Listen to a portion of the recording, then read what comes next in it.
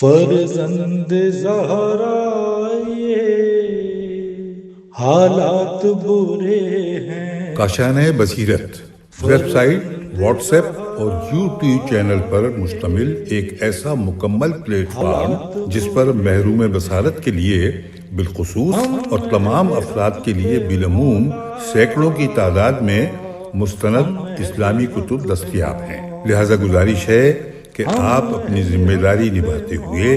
کاشانۂ بصیرت کی web site کو وزٹ، واٹس ایپ چینل کو فالو اور یوٹیوب چینل کو سبسکرائب کرنے کے ساتھ ساتھ بیل آئیکن کو پریس کیجئے تاکہ آپ علم کے حصول کے ساتھ ساتھ مذہب اہل بیت کی اشاعت میں بھی اہم کردار ادا کرتے رہیں۔ کاشانۂ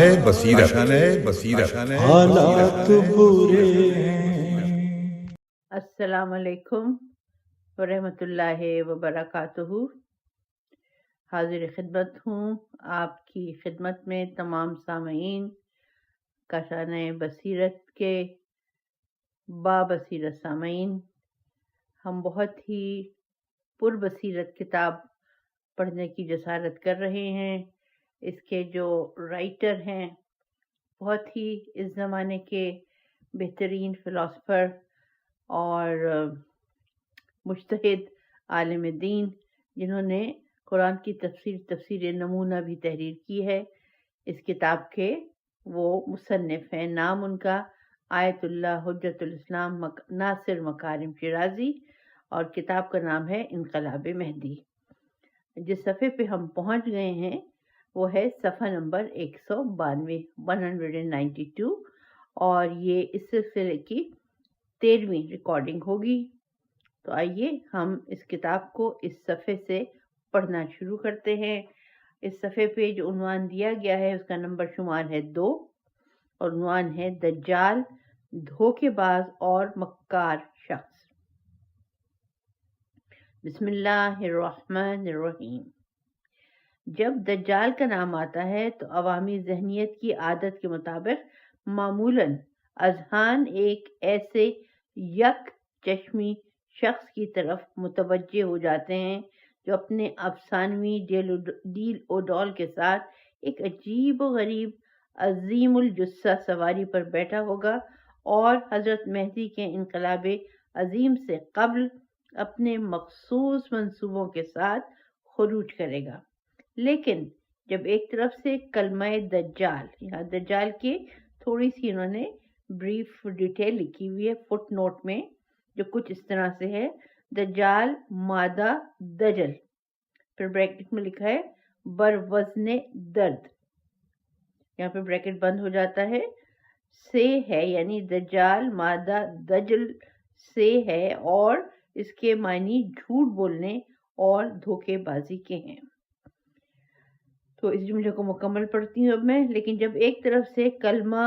دجال اور دوسری طرف سے احادیث سے پتہ چلتا ہے کہ دجال کسی ایسے شخص کا نام نہیں ہے، بلکہ 420 دھوکے باز، فریب کار اور مکار لوگوں کے لیے ایک استعارہ ہے کہ یہ لوگ عوام کو اپنا ہمنوا اور تابعدار بنانے کے لیے ہر حربہ استعمال کرتے ہیں اور ہر اس تعمیری انقلاب کی راہ میں رکاوٹیں پیدا کرتے ہیں اور اس کی مخالفت کرتے ہیں جو زندگی کے مختلف شعبوں اور مختلف ابعاد میں تبدیلی لانا چاہتے ہیں۔ اس مشہور حدیث میں جو صحیح ترمذی سے نقل کی گئی ہے، یہ ملتا ہے کہ پیغمبر اسلام صلی اللہ علیہ وآلہ وسلم نے فرمایا: انہ لم یکن نبی بعد لوح الا انذر قومہ الدجال وانی انذرکموہ۔ اس کا حوالہ ہے صحیح ترمذی باب ما جاء فی الرجال، صفحہ نمبر 42۔ نوح کے بعد ہر پیغمبر نے اپنی قوم کو دجال کے فتنے سے ڈرایا اور آگاہ کیا ہے کہ میں بھی تم لوگوں کو اس سے خبردار کرتا ہوں۔ یقیناً انبیاء ما سلف اپنے زمانے کے لوگوں کو اس دجال کے فتنے سے خبردار نہیں کرتے تھے جو آخری زمانے میں ظاہر ہوگا اور ان لوگوں سے ہزاروں سال کا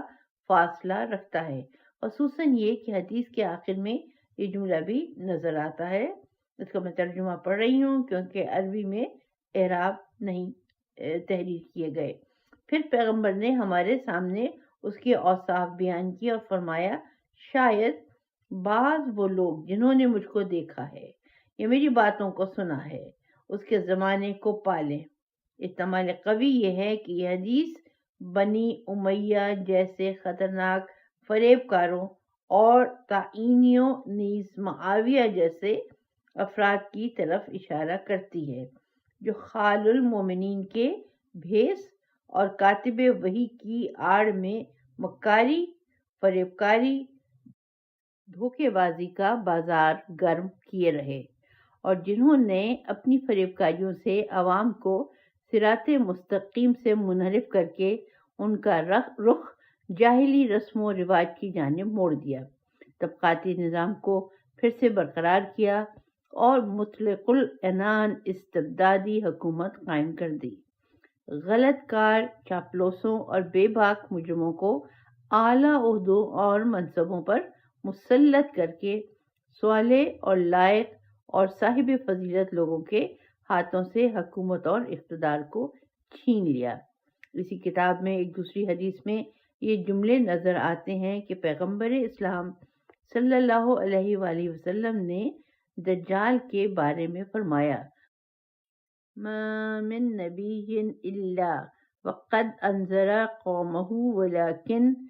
ساء قولوا فيه قولا لم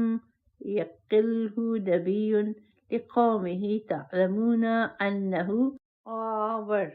بریکٹ میں لکھا ہوا ہے صحیح ترمذی۔ ہر پیغمبر نے، اس کا ترجمہ ہے یہ، ہر پیغمبر نے اپنی قوم کو دجال کے فتنے سے خبردار کیا اور ڈرایا ہے، لیکن میں اس کے بارے میں ایک ایسا جملہ کہوں گا جو کسی پیغمبر نے اپنی قوم سے نہیں کہا ہے۔ میں کہتا ہوں کہ وہ کانا ہے۔ بعض حدیثوں میں نوح کے زمانے کا ذکر شاید ماضی بعید کی طرف اشارے کے لیے ہو، یا یہ کہ نوح سے پہلے دجالوں کے نہ ہونے کا سبب شاید یہ ہو کہ سب سے پہلی شریعت حضرت نوح لائے ہیں اور آپ سے پہلے کوئی شریعت نہیں تھی، یا اس کا ایک سبب یہ بھی ہو سکتا ہے کہ اس زمانے میں عوام پر دھوکے بازی اور مکاری کا اثر نہیں ہوتا تھا۔ بہرحال دجال کو ایک کانے شخص سے توصیف کرنے کا ایک خاص سبب ہے جسے ہم کچھ دیر بعد بیان کریں گے۔ اس وقت قابل توجہ نکتہ یہ ہے کہ حدیث کے مطابق حضرت مہدی علیہ السلام کے ظہور سے پہلے 30 دجال ظاہر ہوں گے۔ یہاں پہ حوالہ دیا گیا ہے سنن ابی داؤد۔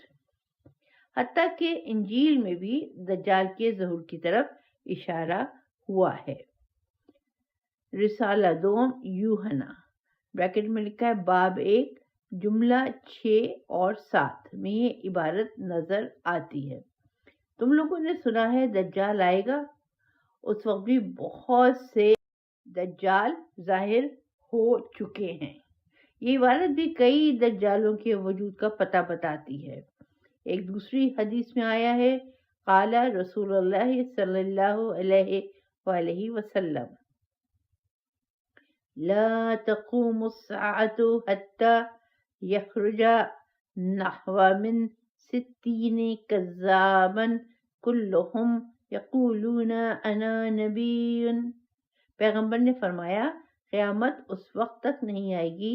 جب تک کہ 60 جھوٹے 60 یعنی 60 جھوٹے خروج نہ کر لیں، اور یہ سب کے سب نبوت کا دعویٰ کریں گے۔ حوالہ بحر الانوار جلد 52 صفحہ 209۔ اگرچہ اس روایت میں دجال کا نام نہیں آیا، لیکن اسے اجمالاً یہ بات سمجھ میں آتی ہے کہ آخری زمانے میں جھوٹے دعوے دار اور فریب کار ایک یا چند آدمیوں پر منحصر نہ ہوں گے۔ یہاں سے اب اگلا پیراگراف شروع ہو رہا ہے۔ بہرحال اس بات میں کسی شک و شبے کی گنجائش نہیں ہے کہ جب انقلاب کی راہ ہموار ہونے لگتی ہے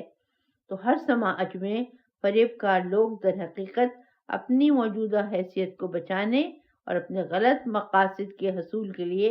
عوام کی سماجی اور فکری بدحالی سے ناجائز فائدہ اٹھاتے ہیں۔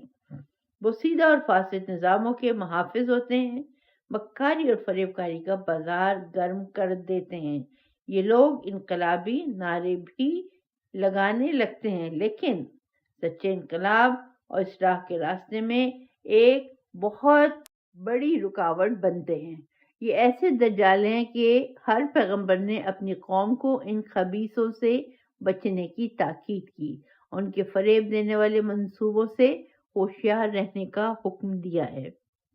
لیکن حضرت مہدی کے ظہور اور اس عظیم عالمی اور سچے انقلاب سے پہلے جس قدر عالمی سطح پر فکری، نفسیاتی اور سماجی لحاظ سے زمین ہموار ہوتی جائے گی، ایک کے بعد دیگرے آنے والے دجالوں کی کوشش بھی اتنی ہی زیادہ بڑھتی جائے گی تاکہ انقلاب کی راہ میں روڑے اٹکاتے رہے اور اس کے لیے زمین ہموار نہ ہونے دیں۔ یہ لوگ عوام کو بہکانے اور ان کے اذہان کو منحرف کرنے کے لیے ہر طرح کی مکاری، دھوکے بازی اور فریب کاری سے کام لیں گے۔ البتہ یہ بات تسلیم کرنے میں کوئی حرج نہیں ہے کہ ایک بڑا دجال ان سب کا سرغنہ ہو، لیکن بعض روایات میں ہے اس کے لیے جو علامات بیان ہوئی ہیں جو مثالی تعبیرات اور اشارہ و کنایہ سے شباہت رکھتی ہے۔ مثلاً علامہ مجلسی مرحوم نے کتاب بہار الانوار میں امیر المومنین علی علیہ السلام سے جو روایت نقل کی ہے اس سے یہ نتیجہ نکلتا ہے کہ اس میں حسب ذیل صفات پائی جاتی ہوں گی۔ نمبر 1، اس کے فقط ایک آنکھ ہوگی جو اس کی پیشانی کی درمیانی صبح کے ستارے کی طرح چمک رہی ہوگی، لیکن اس کی یہ آنکھ خون آلود ہوگی، ایسا معلوم ہوگا جیسے خون سے بنی ہے۔ نمبر 2، ان کے پاس ایک سفید تیز رفتار گدھا ہوگا جس کا ہر قدم 1 میل کا ہے اور بہت ہی جلدی زمین کو طے کر لے گا۔ نمبر 3، وہ خدائی کا دعویٰ کرے گا اور جب وہ اپنے دوستوں کو اپنے ارد گرد بلائے گا تو اس کی آواز کو پوری دنیا سنے گی۔ نمبر 4، وہ دریاؤں میں داخل ہو جائے گا اور سورج اس کے ساتھ ساتھ چلے گا۔ اس کے سامنے دھوئیں کا ایک پہاڑ اور اس کے پیچھے ایک سفید پہاڑ ہوگا۔ لوگوں کو پہاڑ کھانے پینے کی چیز نظر آئے گا۔ نمبر 5، اس کے ظہور کے وقت لوگ قحط میں مبتلا ہوں گے اور کھانے پینے کی سخت قلت ہوگی۔ حوالہ بہار الانوار جلد 52 صفحہ 194۔ اس میں شک نہیں ہے کہ ہمیں اس بات کا کوئی حق حاصل نہیں ہے کہ ان مذہبی مفاہیم کو جو قرآن یا حدیث میں ذکر ہوئے ہیں مثالی شکل دے، کیونکہ یہ وہی تفسیر بالرائے ہے جس کی اسلام میں بہت شدت کے ساتھ ممانعت کی گئی ہے اور عقل و منطق بھی اس کی مذمت کرتی ہے۔ اس کے باوجود اگر عقلی اور نقلی قرائن موجود ہوں تو الفاظ کے ظاہری مفہوم پر جمے رہنا بھی صحیح نہیں ہے، کیونکہ یہ جمود کلام کی اصلی اور حقیقی مقصود سے منحرف ہو جانے کا سبب بنے گا۔ اتفاقاً آخری زمانے کے حوادث کے بارے میں بھی اس طرح کے کنایہ آمیز مفاہیم نئے نہیں ہیں۔ چنانچہ ایک حدیث میں ہے کہ سورج مغرب سے طلوع کرے گا۔ اس کا حوالہ ہے ثعصہ بن صوحان کی حدیث سے اقتباس، بہار الانوار جلد 52 صفحہ نمبر 192۔ اور یہ اس سلسلے کا سب سے پیچیدہ مسئلہ ہے جو ظاہراً آج کی سائنس اور علم کے برخلاف ہے، کیونکہ مغرب سے آفتاب کے طلوع ہونے کا مطلب یہ ہے کہ زمین کی گردش کا راستہ بدل جائے گا۔ اگر یہ واقعہ ناگہانی طور پر اور اچانک پیش آئے تو دریاؤں کا سارا پانی اور تمام عمارتیں اور کرۂ ارض پر بسنے والی ساری موجودات ایک طرف لڑک جائیں گی، ہر چیز درہم و برہم ہو جائے گی اور دنیا کا نام و نشان تک باقی نہیں رہے گا۔ اور اگر یہ تبدیلی آہستہ آہستہ پیش آئے تو رات اور دن مہینوں سے بھی زیادہ طویل ہو جائیں گے۔ ایسی صورت میں کائنات کا نظام درہم برہم ہو جائے گا۔ لیکن مذکورہ بالا حدیث کے ذیل میں جو دجال کی علامتوں کے بارے میں ہے، اس موضوع کے لیے ایک بہت ہی عمدہ تفسیر نظر آتی ہے، جس سے پتہ چلتا ہے کہ یہ تعبیر کنایہ کے طور پر استعمال کی گئی ہے، کیونکہ حدیث کا راوی نزال بن صبرہ صعصہ بن صوحان سے پوچھتا ہے کہ یہ جو امیر المومنین علی علیہ السلام نے اپنی بات کے خاتمے پر دجال وغیرہ کے بارے میں فرمایا کہ اس کے بعد جو حادثہ پیش آئے گا اس کے بارے میں مجھ سے کچھ نہ پوچھو، تو حضرت کا اس سے کیا مقصد ہے؟ صعصہ نے اس کے جواب میں کہا، اس کا ترجمہ پڑھتی ہوں میں، جس شخص کے پیچھے حضرت عیسیٰ بن مریم نماز پڑھیں گے وہ پیغمبر اسلام کے خاندان کے 12ویں فرد اور حسین بن علی کی 9ویں پشت سے ہوں گے، اور وہ وہی سورج ہیں جو اپنے غروب ہونے کی جگہ سے طلوع کرے گا۔ حوالہ ہے بحار الانوار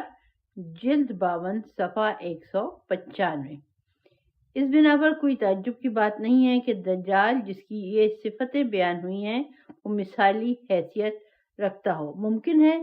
آپ یہ سوال کریں کہ اس کی وضاحت کیا ہو سکتی ہے، تو اس کے جواب میں عرض کیا جائے گا کہ بعید نہیں ہے کہ دجال کو جن صفات کے ساتھ بیان کیا گیا ہے وہ مادی دنیا میں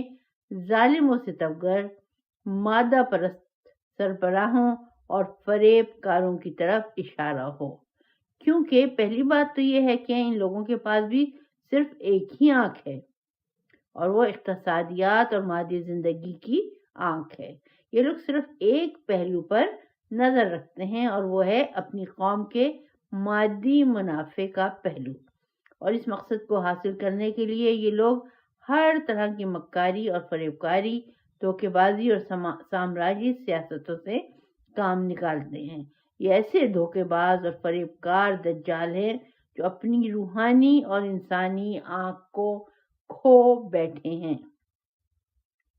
لیکن ان کی یہی ایک مادی آنکھ بہت ہی خیرہ کنندہ اور پرفروغ ہے، صنعت کے میدان میں بہت بڑی کامیابی حاصل کر چکے ہیں، نیز زمین کی چہار دیواری سے نکل کر آسمان کا سینہ چیرتے ہوئے چاند پر قدم جما چکے ہیں۔ دوسری بات یہ ہے کہ ان کے پاس بہت ہی تیز رفتار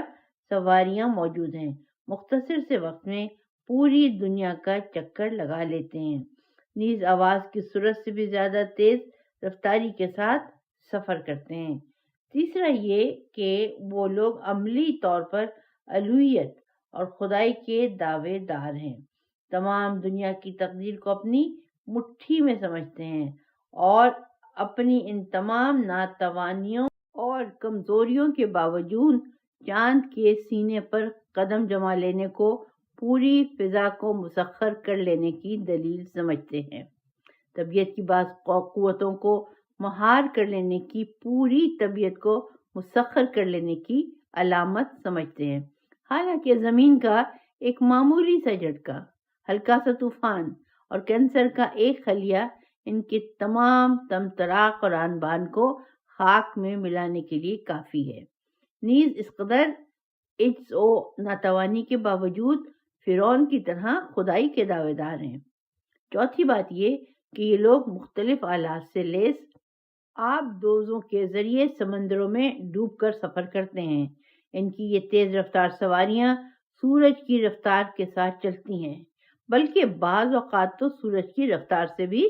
آگے نکل جاتی ہیں۔ ان کے عظیم کارخانوں کے آگے دھوئیں کا پہاڑ اور اس کے بعد کارخانے میں بنی ہوئی کھانے پینے کی چیزوں کا پہاڑ نظر آتا ہے کہ عوام اس کو صحیح و سالم غذا سمجھتے ہیں، حالانکہ ان میں کوئی خاص غذائیت نہیں پائی جاتی اور غالباً صرف پیٹ بھرنے کا ذریعہ ہے۔ پانچویں بات یہ ہے کہ بعض اسباب کی بنا پر جیسے قحط و خشک سالی یا استحصال و استعمار، مختلف قسم کے ناحق امتیازات اور اسلحے کی دوڑ میں کمر شکن خرچ، جنگوں کے لمبے چوڑے مخارج، جنگوں کی ویرانیوں اور تباہیوں کی وجہ سے کہ یہ سب ایک بادی معدی زندگی کا نتیجہ ہے۔ عوام غذا کی کمی کا شکار ہو جائیں گے، کچھ لوگ بھوک سے تڑپ تڑپ کر مر جائیں گے اور اس دنیا سے رخصت ہو جائیں گے۔ دجال جو کہ ان پریشانیوں اور مصیبتوں کا اصلی سبب ہے، اس صورتحال سے فائدہ اٹھائے گا۔ بھوکوں اور غریبوں کی امداد کے نام پر لوگوں کو غلام بنانے اور اپنی سامراجیت کے جال کو اور بھی زیادہ پھیلانے کی کوشش کرے گا۔ بعض روایات میں یہ بھی ہے کہ دجال کی عجیب و غریب سواری کے ہر بال سے مخصوص قسم کے ساز بنیں گے۔ اس سے ایک نیا راگ پھوٹے گا کہ ہم اس کو آج کے اتنے سارے گانے بجانے کے آلات، غلط اور نقصان دہ تفریحات کے وسائل پر منطبق کر سکتے ہیں کہ آج یہ آلات ہر گھر،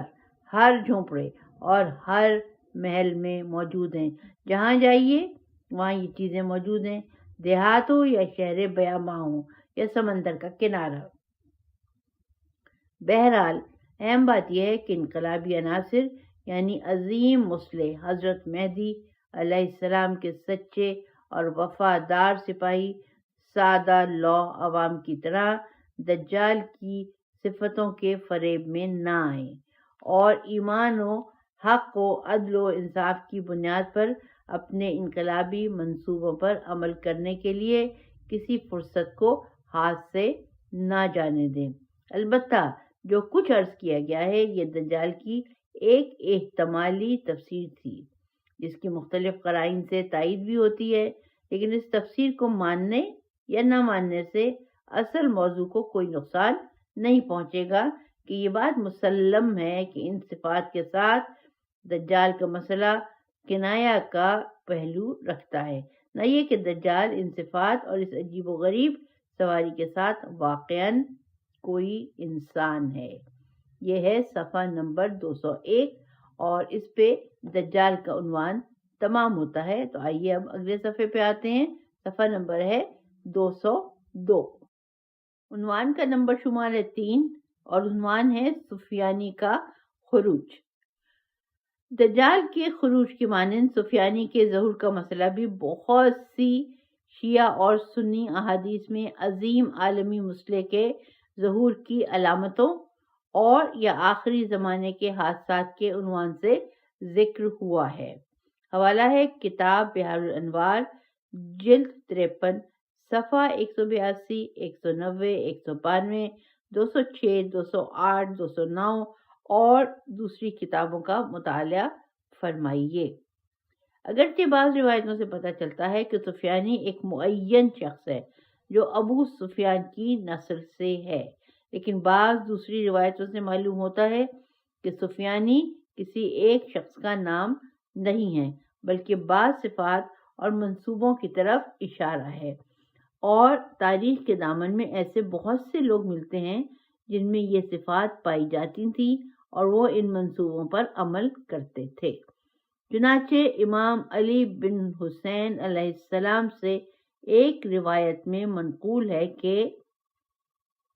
امر السفیانی حتم من اللہ ولا یکون قائم الا لسفیانی۔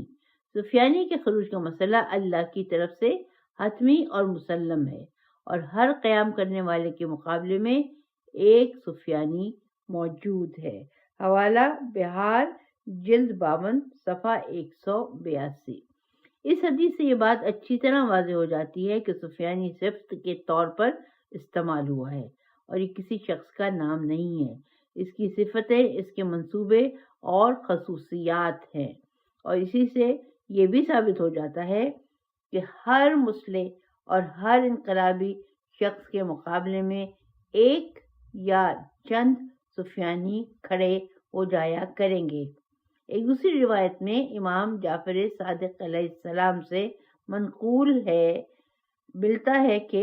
یہ عربی میں تحریر ہے لیکن اس کے اعراب نہیں ہے، تو ہم اس کا ترجمہ پڑھتے ہیں۔ ہم اور آل ابو سفیان ایسے دو خاندان ہیں جو الہی منصبوں کے بارے میں آپس میں اختلاف رکھتے ہیں۔ ہم لوگوں کا کہنا ہے کہ اللہ سچ ہے، لیکن ان لوگوں نے اسے جھٹلایا ہے۔ ابو سفیان نے رسول خدا سے جنگ کی، معاویہ علی ابن ابی طالب کے مقابلے میں نکل آیا، یزید نے حسین بن علی سے جنگ کی اور سفیانی قائم کے ساتھ جنگ کرے گا۔ اس کا حوالہ ہے بحر الانوار جلد 52 صفحہ 190۔ گزشتہ گفتگو میں آپ تعمیری انقلابات کے مقابلے میں دجالوں کے کردار کو سمجھ چکے ہیں۔ آئیے اب سفیانی کے شیطانی منصوبوں سے آشنا ہوں، کیونکہ سچے انتظار کے مفہوم کو عملی جامہ پہنانے کے لیے ضروری ہے کہ اس عالمی اصلاح کے منصوبے کے مخالفوں اور موافقوں کے چہرے اچھی طرح سے پہچان لیے جائیں۔ سفیانیوں کے سرغنہ ابو سفیان میں حسب ذیل صفات پائی جاتی تھیں۔ نمبر 1، وہ ایسا سرمایہ دار تھا جس نے لوٹ مار اور سود خوری کے ذریعے سے نیز لوگوں کے حقوق کو غصب کر کے مال و دولت اکٹھا کر لیا تھا۔ نمبر 2، وہ ایک ایسا طاقتور تھا جس نے شیطانی ذرائع سے طاقت حاصل کر کے اپنا اثر جما لیا تھا۔ وہ مکہ اور اس کے آس پاس میں جاہلی پارٹیوں کا سرغنہ مانا جاتا تھا، اور اس کی پوری شخصیت کا نچوڑ یہی 2 چیزیں ہیں۔ وہ اسلام کے ظہور سے پہلے اچھی طرح حکومت و ریاست کا مالک تھا، لیکن اسلام کے ظہور کے بعد اس کی حکومت کی چولیں ہل گئیں، کیونکہ جن چیزوں پر ابو سفیانیوں کی حکومت اور طاقت کا دار و مدار ہے، اسلام انہی چیزوں کا کٹر دشمن ہے۔ اس لیے ابو سفیان کا اسلام کا سب سے بڑا دشمن بن جانا تعجب کی بات نہیں ہے۔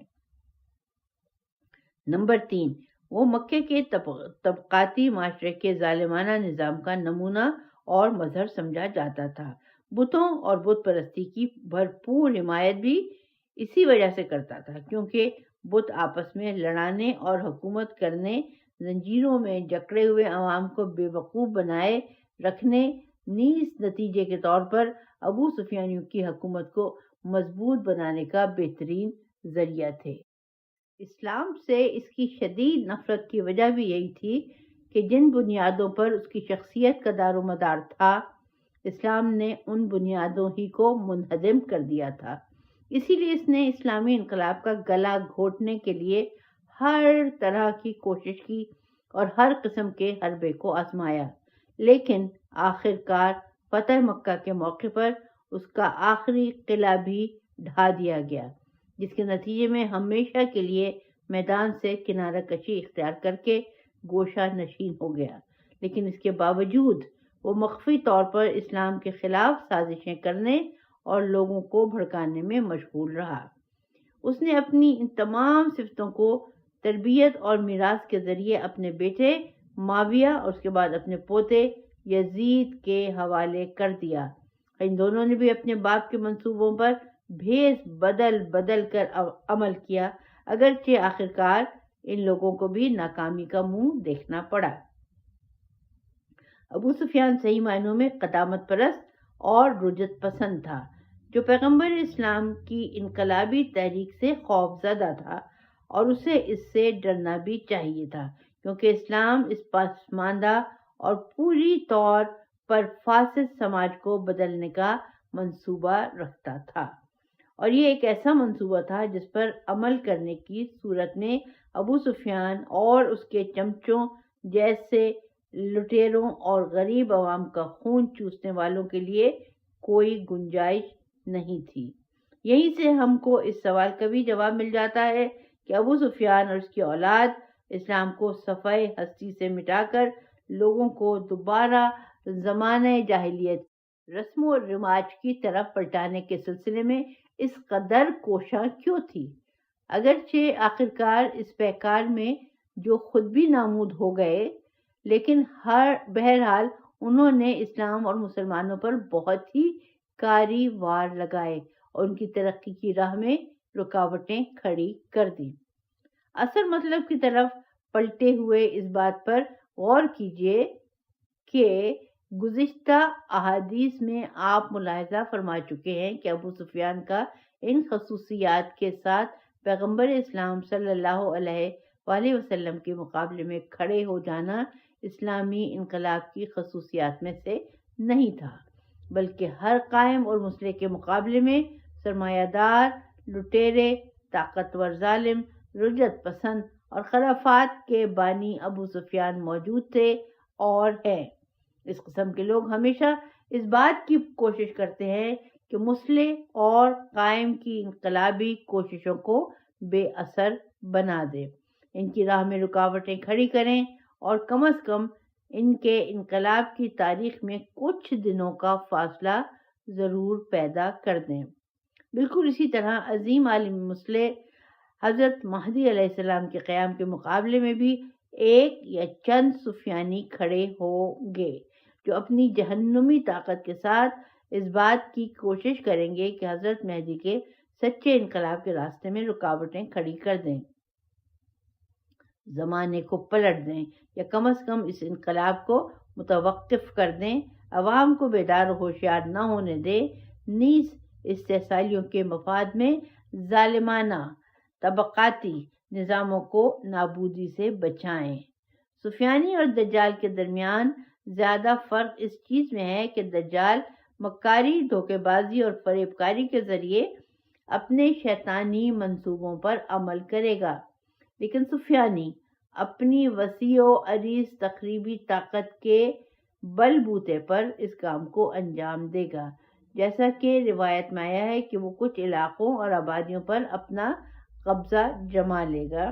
حوالہ بیار الانوار جلد 52 صفحہ 26۔ ممکن ہے کہ آخری زمانے کا سفیانی جو عظیم عالمی مسلح حضرت مہدی علیہ السلام کے مقابلے میں خروج کرے گا ابو سفیان کی نسل سے ہو اور اس کا سلسلہ نسب ابو سفیان تک پہنچتا ہو، جیسا کہ روایات میں ذکر ہوا ہے، لیکن حسب و نفس سے زیادہ اہم مسئلہ یہ ہے